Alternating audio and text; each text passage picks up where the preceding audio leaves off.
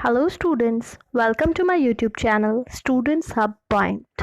आज जो पोएम हम डिस्कस करने वाले हैं वो है the lamp, written by William Blake. Poem शुरू करने से पहले मैं ब्लैक का एक छोटा सा इंट्रोडक्शन आपको देना चाहूँगी। विलियम ब्लैक एक रोमांटिक पोइट है। वो फेमस है अपने सॉन्ग्स ऑफ इनोसेंस और सॉन्ग्स ऑफ एक्सपीरियंस के लिए, जो कि उन्होंने पब्लिश किए थे 1789 में। दरअसल विलियम ब्लैक जो है, उनके कंटेम्प्रेरीज उनको पसंद नहीं करते थे, क्योंकि उनका जो कंटेंट था, उनकी जो पोएम्स थी, उनके जो वर्क्स थे, वो उनके कंटेम्प्रेरीज थे थोड़े डिफरेंट थे इसलिए। लेकिन उन्होंने बहुत ही सिंपल और ल्यूसिड लैंग्वेज में लिखा है। उनकी पोएम्स का इंटरप्रिटेशन बहुत ही ईजी है। तो आइए शुरू करते हैं। The lamp from songs of innocence means the innocent state of a person's life. उस स्टेट से ये पोएम ली गई है, the lamp. Little lamb who made thee, dost thou know who made thee, gave thee life and bid thee feed by the stream and over the mead. Little lamb, lamb if anybody doesn't know, lamb जो है वो बकरी का बच्चा, यानी जिसको हिंदी में मेमना कहते हैं, वो लैम्ब होता है।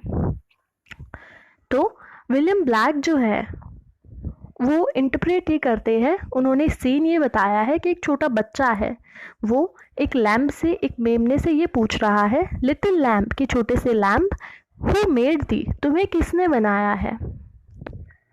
Dost thou know who made thee, ये जो दाउ है, एज वी ऑल नो, ये एक आर्केक वर्ड है। Thou means you.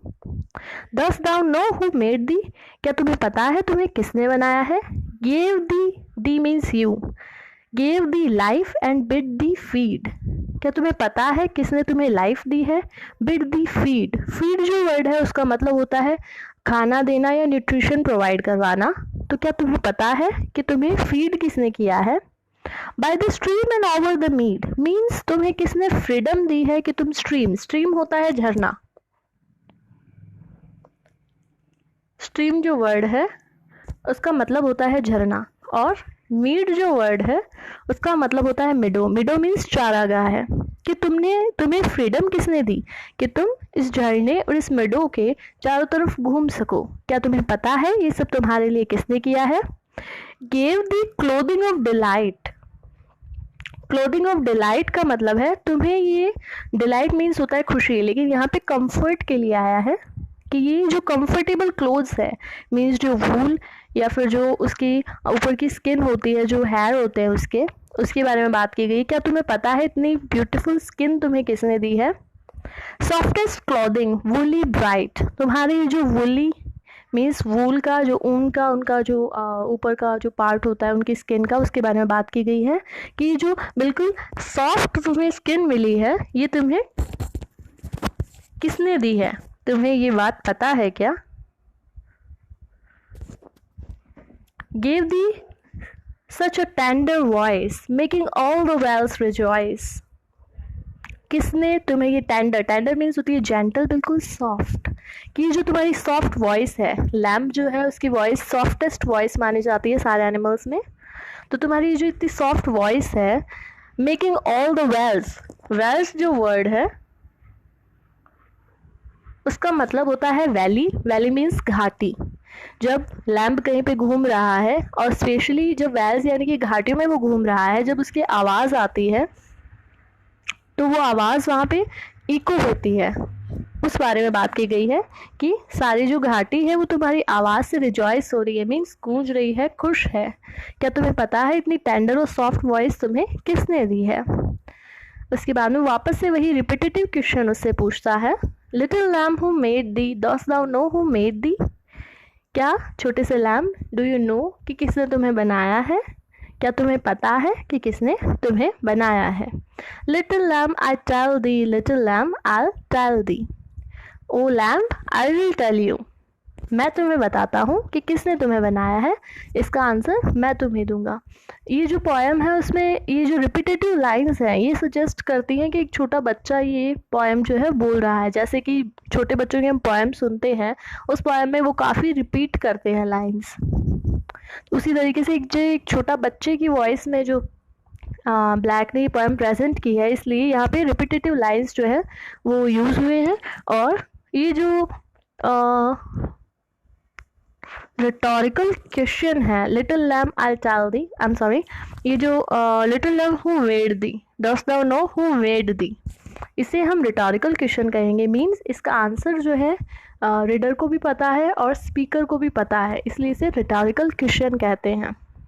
आप जब भी पोएम का इंटरप्रिटेशन प्रेजेंट कर रहे हैं या किसी एग्जाम में इसका एक्सप्लेनेशन जब आप लिख रहे हैं, तो ये पॉइंट्स जो है आपको क्रिटिकल कमेंट्स में ऐड करने चाहिए कि रिपीटेटिव लाइंस हैं। और रिटोरिकल क्वेश्चन जो है, रिटोरिकल क्वेश्चन वो होता है, आई एम रिपीटिंग, जिसमें रीडर और स्पीकर दोनों को आंसर पता होता है, फिर भी स्पीकर जो है वो ऐसे सजेस्ट करता है कि क्या तुम्हें पता है, उसे रिटोरिकल क्वेश्चन कहते हैं। और यहाँ पे रीडर स्पीकर दोनों को पता है कि लैम्ब को गॉड ने क्रिएट किया है और क्राइस्ट ने क्रिएट किया है, फिर भी स्पीकर जो है वो बार बार ये क्वेश्चन पूछ रहा है, तो ये रिटोरिकल क्वेश्चन है।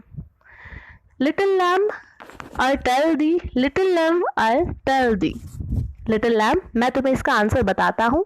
ही is called by thy name for he calls himself a lamb. Jesus Christ के बारे में अगर आप लोगों को ये बात पता ना हो, तो यहाँ पे ये जो लाइन आई है, ही is called by thy name, means तुम्हें उसे तुम्हारे नाम से पुकारा जाता है। मीन्स अगर किसी को पता ना हो तो मैं बता दूं, जीसस क्राइस्ट जो है उनको लैम्ब कहा जाता है। लैम्ब कहने के पीछे का रीज़न ये है, लैम्ब जो है वो बहुत ही जेंटल एक क्रीचर है और उसके मन में कोई भी छल कपट नहीं है, जैसे कि एक वुल्फ या फिर अदर एनिमल्स पे पाया जाता है। वो सबसे ज़्यादा सॉफ्ट और जेंटल और इनोसेंट जिसको कहते हैं वो क्रीचर माना जाता है, वो एनिमल माना जाता है। उसकी इनोसेंस की वजह से जीसस क्राइस्ट को हमेशा लैम्ब से कंपेयर किया जाता है। For he calls himself a lamb, क्योंकि जीसस क्राइस्ट जो है अपने आप को एक लैम्ब बताते हैं। He is meek and he is mild. Meek और माइल्ड जो वर्ड्स हैं उनका मतलब होता है जेंटल और सॉफ्ट। मीक का मतलब होता है जो रिजर्व नेचर का है, जो शर्माता है वो, और माइल्ड मतलब soft. He became a little child, और जीसस क्राइस्ट को एक चाइल्ड भी कहा जाता है, just because of the innocency a child has, and it is equally compared to Jesus Christ innocency. उन दोनों में एक जैसी इनोसेंसी होती है, इसलिए उसे लैम्ब भी कहा जाता है जीसस क्राइस्ट को, और चाइल्ड भी कहा जाता है। I a child and thou a lamb, मैं एक चाइल्ड हूँ और तुम जो है एक लैम्ब हो। We are called by his name, हमें जो है रिफ्लेक्शन माना जाता है। ये जो लाइन है, we are called by his name, means हमारी जो पर्सनालिटीज़ हैं, हम दोनों जो क्रीचर्स हैं, उन्हें एक रिफ्लेक्शन माना जाता है जीसस क्राइस्ट का। जैसे हमारे यहाँ पे भी हिंदी में भी कहते हैं बच्चे भगवान का रूप होते हैं, तो वही बात यहाँ कही गई है कि एक बच्चा और एक lamb, because of their innocency, उन दोनों को जीसस क्राइस्ट के नाम से जाना जाता है। लिटिल लैम्ब गॉड ब्लेस दी, लिटिल लैम्ब गॉड ब्लेस दी। लास्ट में वो जो किड है, वो जो चाइल्ड है, वो लैम्ब को देख के कहता है कि लिटिल लैम्ब वो गॉड ही हैं जो तुम्हें हमेशा ब्लेस करते हैं। दी जो है वो आर्केइक वर्ड है, दी एक आर्केइक वर्ड है। आर्केइक वर्ड का मतलब होता है पुराने शब्द जो कि अब चेंज हो चुके हैं। जैसे दी जो है हमारा यू बन चुका है, इसे आर्केइक वर्ड कहा जाता है। ARCHIAIC, archaic word. ओके, तो लास्ट में जो चाइल्ड है वो लैम्ब को कहता है कि गॉड यानी कि जीसस क्राइस्ट जो है वो तुम्हें हमेशा ब्लेस करते हैं, उन्होंने तुम्हें क्रिएट किया है और वही जो है तुम्हें हमेशा फीड करते हैं, उन्होंने तुम्हें इतना फ्रीडम दिया है, तुम्हारी इनोसेंसी, सब कुछ जीसस क्राइस्ट ने ही किया है। ये पोएम जो है एक नेचुरल सिनेरियो प्रेजेंट करती है कि एक लैम्ब जो है एक वैली में घूम रहा है, एक चाइल्ड उसे देखता है और ये सारी पोएम जो है वो उसे बोलता है।